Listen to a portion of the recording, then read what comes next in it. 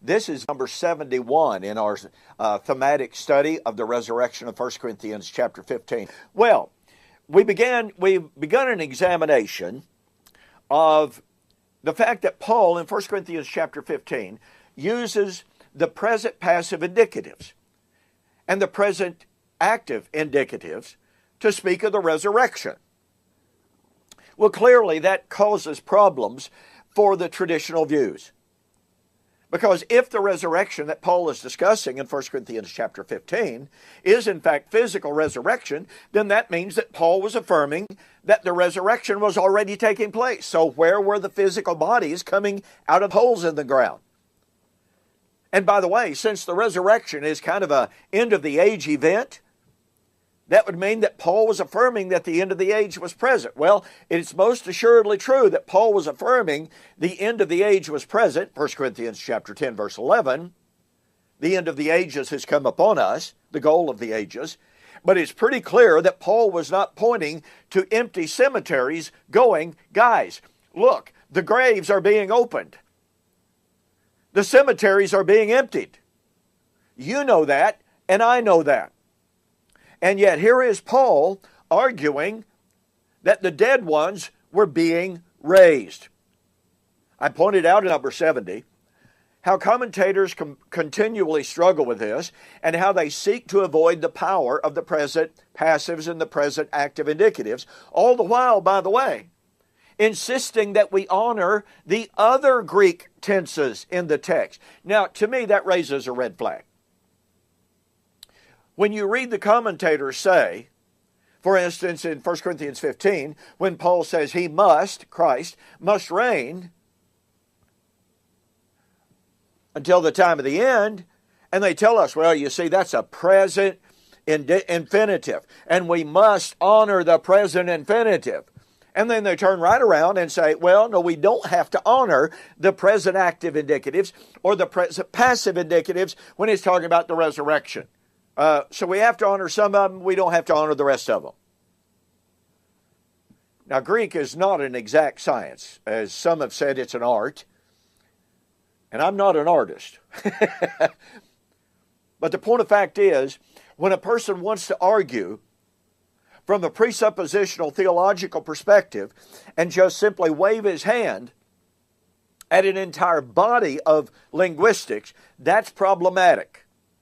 Now, one argument that is given is, well, yes, as a matter of fact, the resurrection had begun.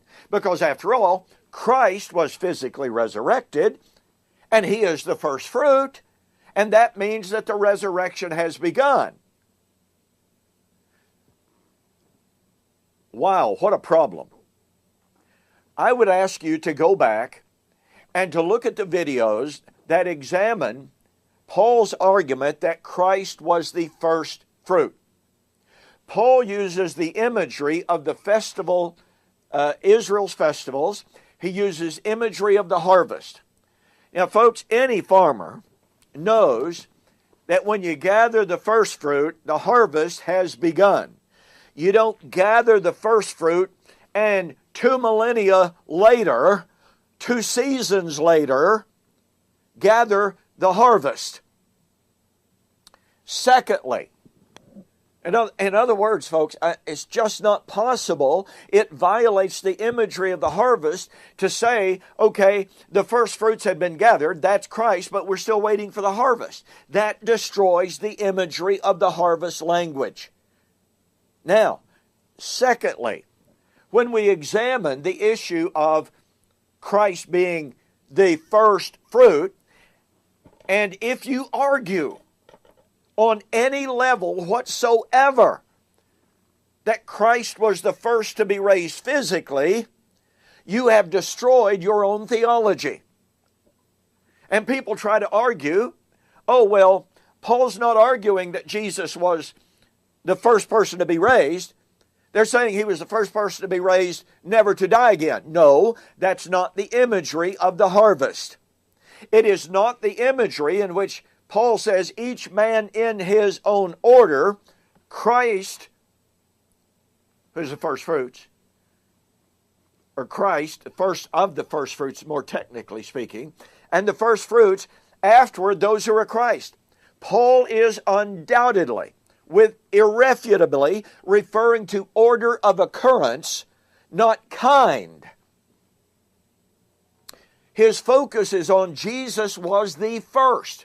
So let me say again, if Paul is focused on physical resurrection, then Paul wasn't telling the truth when he said Jesus was the first to be raised from the dead, because Jesus was not the first to be raised from physical death. Thus, if a person argues, well, yes, the resurrection in fact had begun because Jesus was the first. Oh, wait a minute. The first? No, Jesus wasn't the first to be raised from physical death. He was the first to be raised from the death of Adam, which was not physical death. At any time that a person makes Paul's reference to the harvest, at any point of time at which they make Paul's reference to Jesus as the first to be raised from the dead, they thereby destroy the idea that the physical resurrection had begun, because Christ was not the first of the first person to be raised from physical death. It simply will not work. And yet over and over again, Paul affirms in other places, guess what? Christ has abolished death. Really? Had Christ abolished physical death? In 2 Corinthians chapter 1 and verse 9, Paul affirms that Christ had delivered us from death. An aorist active indicative, which means it was a past reality continuing to the present day. Folks, when we honor the present passive indicatives, and we harmonize it with Paul's statement that Christ was the first to be raised from the dead, it demands, number one, yes, indeed, the harvest had begun, but that cannot be physical resurrection.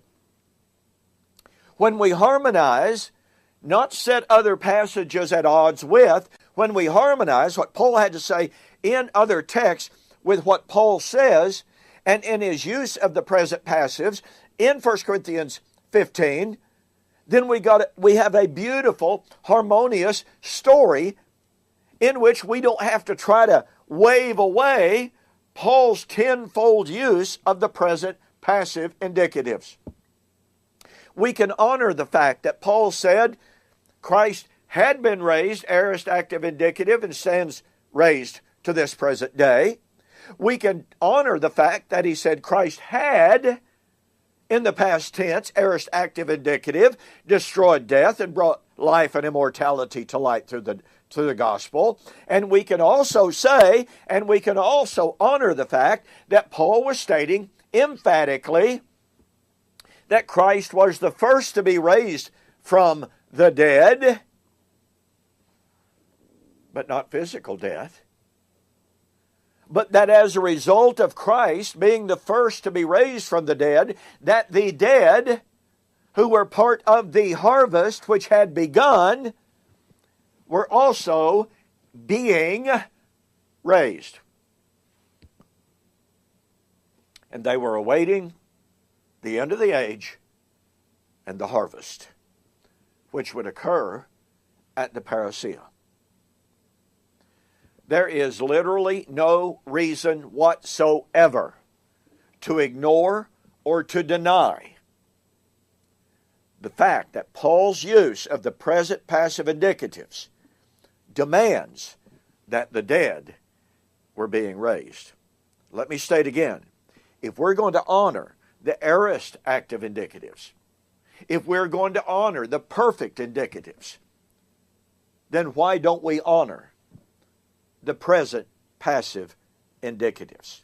And when we do, that destroys any futurist view of 1 Corinthians 15. Well, we've got more, so we'll see you on the flip side.